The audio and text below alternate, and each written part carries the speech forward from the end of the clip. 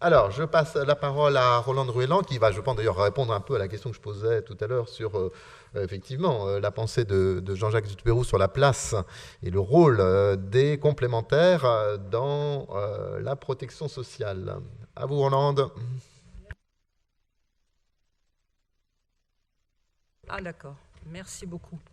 Bien, bonjour à tous, je suis très heureuse d'être parmi vous. Je suis aussi en qualité de présidente du comité d'histoire de la sécurité sociale. On ne pouvait pas tout écrire parce que ça prenait trop de place. Je voulais dire aussi que bien que non universitaire, Jean-Jacques Dupérou m'avait demandé au mi-temps des années 90 de prendre la suite pour mettre à jour le précis d'ALOS de la sécurité sociale. Il y avait 4 années de mise à jour à faire. Et je vous assure que ce fut extrêmement compliqué, non pas tellement par le travail, mais aussi pour gérer l'angoisse de Jean-Jacques Dupérou, qui abandonnait son bébé, son enfant, et qui était comme tous les parents dans cette situation, très partagé. Donc heureusement, après, Michel Borgetto et Robert Laffort sont venus à la rescousse. À 3, on a partagé le fardeau pour 2 éditions. Voilà, je voulais préciser cela parce que ça a été une période assez compliquée et en même temps, rétrospectivement, assez amusante. Donc là, la protection complémentaire, je voulais simplement, avec cet exemple, montrer combien la pensée de Jean-Jacques Dupérou a été originale, en avance et finalement inspiratrice de réformes. Le premier article que nous avons retrouvé sur cette question remonte à 1962, alors qu'il était encore professeur à Toulouse, à la faculté de droit de Toulouse, et qu'il était déjà membre du Conseil supérieur de la sécurité sociale. Cet article était une magistrale introduction à un numéro spécial de droit social consacré au régime complémentaire de retraite. Il en a écrit beaucoup d'autres après. Le deuxième que j'ai trouvé très intéressant, parce qu'il, comme celui de 62, il synthétise bien les critiques et les pistes de réforme qu'il suggérait. C'est un article, un avant-propos aux actes d'un colloque qui avait eu lieu à Assas, organisé par Droit Social en janvier 1986, présidé par Jean Larocque, et qui était consacré, lui, à la prévoyance complémentaire. Alors, Jean-Jacques Dupérou intervenait sur un sujet qui, à l'époque, n'était pas extrêmement, sans doute, développé. Le droit applicable au régime complémentaire s'est en effet construit sur plusieurs décennies. Et Jean-Jacques Dupérou, qui était très critique à l'égard, mais on l'a assez dit ce matin, à l'égard de la construction de la sécurité sociale de 1945, à tel point qu'il a toujours trouvé ridicule qu'on fête tous les 10 ans son anniversaire, mais il a quand même rendu hommage au décret du 8 juin 1946 qui avait fixé un cadre pour la création et la gestion de ces régimes complémentaires. Le décret de 1946 avait en effet prévu la mise en place et la révision de cette protection complémentaire qui devait se faire par accord entre la majorité des travailleurs intéressés ou par convention collective, par accord entre l'employeur et la majorité des travailleurs, ou par convention collective. Et le décret avait confié les opérations aux caisses, pour les anciens, dites L4, du numéro de l'article du Code de la sécurité sociale qui en traitait à l'époque. Et ce décret avait confié les opérations complémentaires à ces caisses en application des principes de démocratie sociale, de cogestion, notion qui importait beaucoup à Jean-Jacques Dupérou. Donc ces bases ont été jetées et Jean-Jacques Dupérou observait qu'à l'époque, la distinction entre les régimes et les institutions qui les géraient était peu visible, peu traitée. Mais néanmoins, ces textes avaient prévu déjà un minimum de protection à l'égard des salariés, en garantissant leur viabilité, en s'occupant du placement des réserves et des droits des salariés. Mais, bien qu'assez laudatif finalement, il observait que dans le détail, je vais citer une de ses phrases, à y regarder de plus près, cette réglementation était digne du musée des horreurs juridiques. Alors, si on distingue les régimes de retraite et les régimes de prévoyance, parce que les propos les textes qu'il a produits, les avis qu'il a donnés ne sont pas exactement les mêmes pour ces deux catégories de régimes complémentaires. S'agissant de la retraite, on connaît tous la raison, on ne va pas épiloguer là-dessus, de la création des régimes complémentaires. de retraite, d'abord pour les cadres, ensuite pour les non-cadres. Et en 1962, Jean-Jacques Dupeyroux va pointer les difficultés juridiques que posent ces régimes qui étaient encore très récents, puisque le régime des cadres est né en 1947 et c'est en 1961 qu'un accord interprofessionnel créant l'ARCO a mis en place la coordination et la compensation entre les régimes préexistants.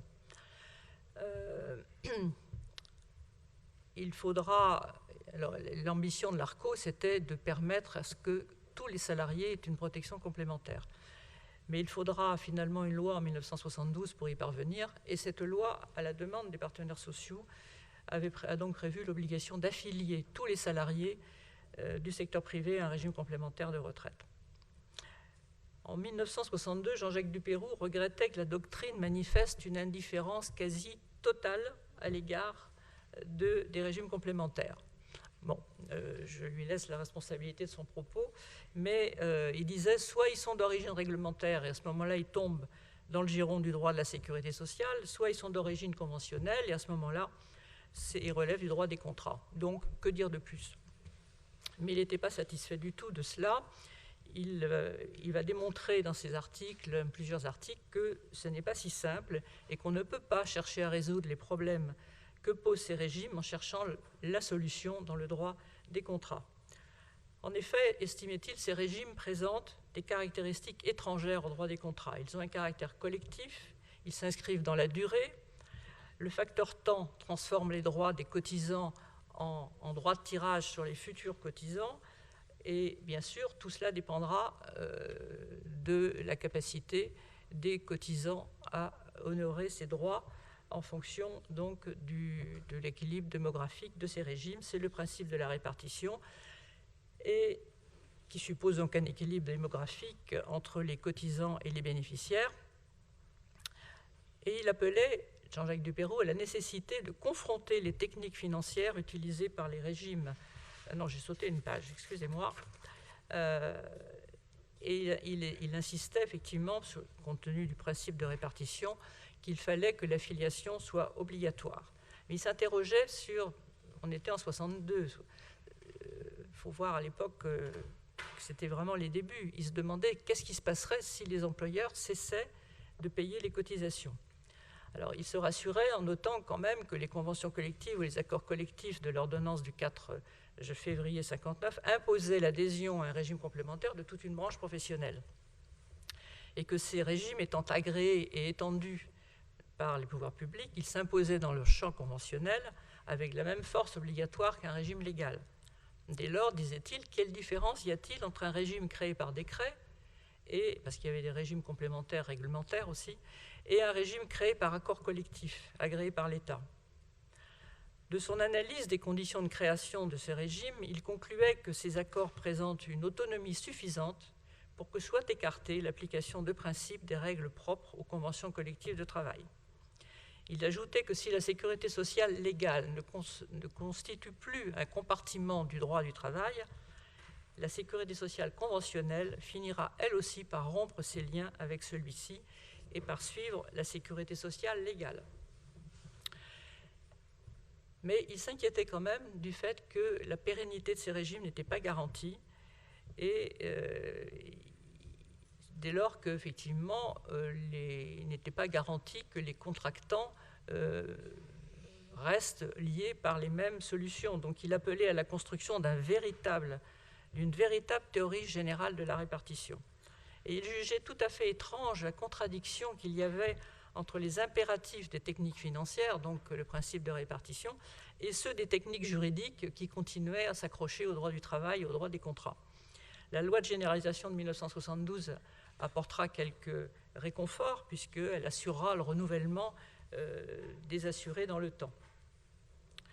Mais il s'interrogeait aussi sur les conditions de fonctionnement de ces institutions, car il trouvait que le décret de 1946 n'avait pas établi clairement leur nature juridique et qu'elles pouvaient finalement prendre des formes très différentes. Il était rassuré parce que le fonctionnement interne était paritaire et qu'il y avait quand même un contrôle, même léger, de la puissance publique.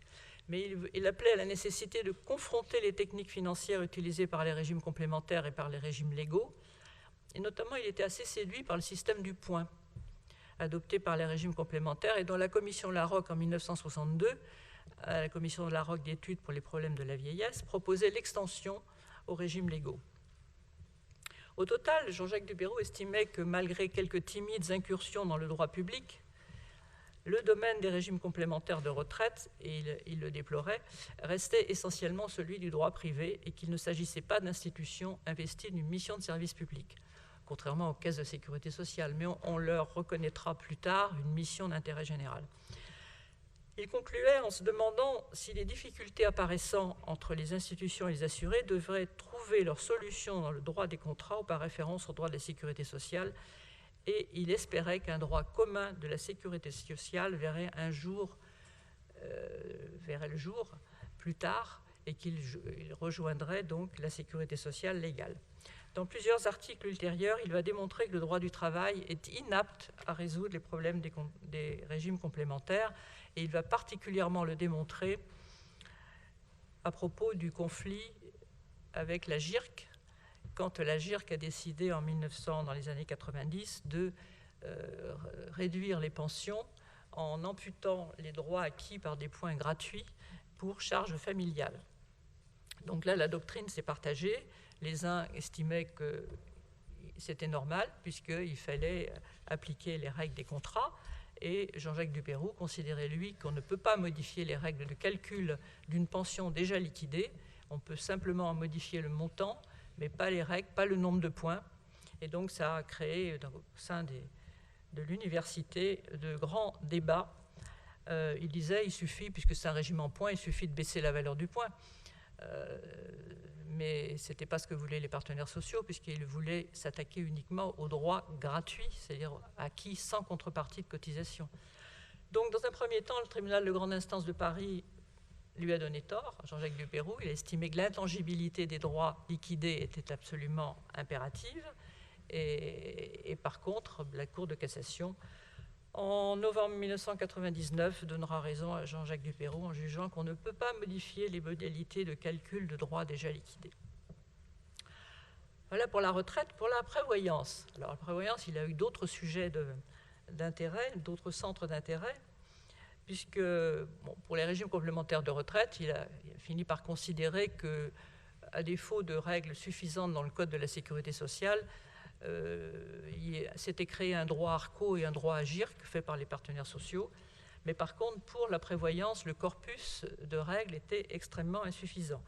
Il évoquait deux ensembles de difficultés, peu explorées et même occultées, disait-il.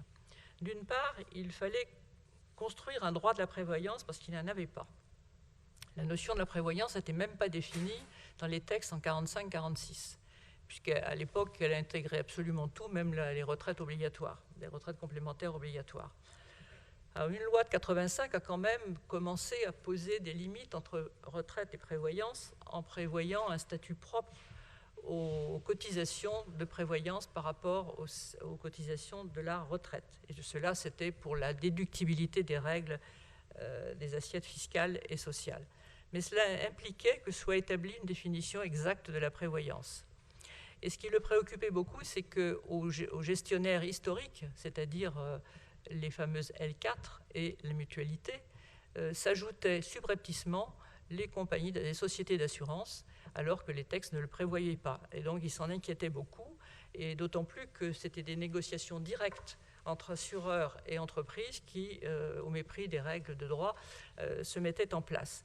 Donc, il estimait qu'il était urgent de construire un vrai droit de la prévoyance. Il mettait en cause, c'est sa responsabilité, le fait que la Cour de cassation avait dressé des cloisons étanches entre différents droits en compétition, celui des régimes complémentaires obligatoires, celui de la mutualité, celui des assurances. Il voulait donc que le législateur élabore un corps de règles communes prenant en compte la spécificité des opérations de prévoyance, et cela quels que soient les gestionnaires. Il sera entendu. Pas moins de 8 lois seront adoptées dans ce domaine entre 1985 et 2003, inspirées par deux grands objectifs: accroître la protection des assurés et adapter et aligner les règles applicables pour les opérations de retraite et de prévoyance, et les appliquer de manière identique aux trois catégories d'intervenants, ceux régis par le Code de la sécurité sociale, les fameuses L4, ceux régis par le Code de la mutualité et par le Code des assurances, qui étaient désormais soumises en plus aux mêmes directives européennes. Et c'est d'ailleurs cela qui favorisera les évolutions dans ce secteur et qui permettra au pouvoir public d'imposer des réformes à des secteurs plus que réticents. Alors, le deuxième sujet que pointera Jean-Jacques Dupeyroux dans ces années-là, à propos de la prévoyance, c'est la notion de régime et les clauses de désignation. Les clauses de désignation que les partenaires sociaux mettaient dans les accords qu'ils passaient pour créer ou modifier des régimes de prévoyance complémentaires. La loi de 89 avait mis fin au monopole des L4 pour la gestion des régimes complémentaires de prévoyance.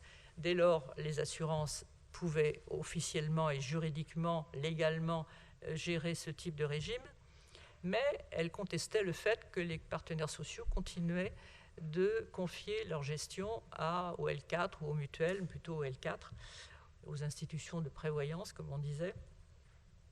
Cette question a fait l'objet d'âpres débats et de décisions jurisprudentielles suite à la contestation par les compagnies d'assurance. Et elle a conduit Jean-Jacques Dupeyroux à une réflexion sur la notion de régime qui implique la solidarité de ses membres et sur le droit applicable à ces accords de prévoyance complémentaire. Il observait que même les accords collectifs de sécurité, ce qu'il appelait les accords collectifs de sécurité sociale, c'est ceux de l'ordonnance de 59, il observait qu'ils avaient pour seul objectif la création d'un régime complémentaire, et donc il était vraiment étrange qu'il soit toujours soumis au droit des conventions et accords collectifs de travail, et qu'il était plus qu'étrange que ce soit le ministre du Travail qui décide de leur extension. Donc, il estimait que ces accords, finalement, constituaient une catégorie autonome parce qu'ils concernent des régimes et que la notion de régime n'est pas réductible aux garanties sociales du droit du travail. Un régime assure une redistribution, la mise en œuvre d'une solidarité entre ses membres, entre les membres d'un groupe face à des risques déterminés. Et l'appartenance à une même institution est absolument indispensable pour que puisse jouer cette solidarité et cette redistribution. Mais alors se poser une autre question, la compatibilité de cette clause de désignation d'une institution avec le droit de la concurrence. Jean-Jacques Dupeyroux estimait que la loi a mis les régimes complémentaires en marge des prescriptions de l'ordonnance de 1986, mais il suggérait par prudence d'imposer des procédures d'appel d'offres. En effet, l'article 85.1 du traité de l'Union européenne était applicable aux ententes entre partenaires sociaux. Finalement, en conclusion, il posait la question. Les exigences de la libre concurrence impliquent-elles que les partenaires sociaux se voient désormais interdire d'instituer certaines solidarités entre les salariés qu'ils représentent? Finalement, la Cour de cassation, les législateurs reconnaîtront la validité des clauses de désignation sous réserve de réexamen périodique, mais je crois que par la suite, le Conseil constitutionnel va s'opposer à leur maintien. Il va y avoir ensuite un chassé-croisé de dispositions législatives et de décisions du Conseil constitutionnel qui va complètement obscurcir le sujet. Et maintenant, je crois qu'il n'y a plus dans les textes qu'une simple recommandation non contraignante pour les entreprises.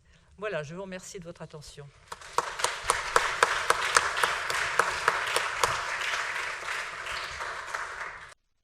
Je me permets juste de dire, parce qu'Alain Supiot est là, que sur l'aspect du juge constitutionnel et des clauses de désignation, je renvoie à un article qui, si je me sauve faire de ma part, était le juge constitutionnel, est-il un juge social ou, enfin, voilà. Mais pour celles et ceux que ce sujet intéresse, et effectivement, c'est un sujet, effectivement, la connexion des droits de la concurrence et du droit de la sécurité sociale, un sujet, je pense, vraiment très, très intéressant. Bon, voilà, voilà, merci beaucoup. Nous sommes à l'ensemble des intervenants de cette première table ronde. Alors,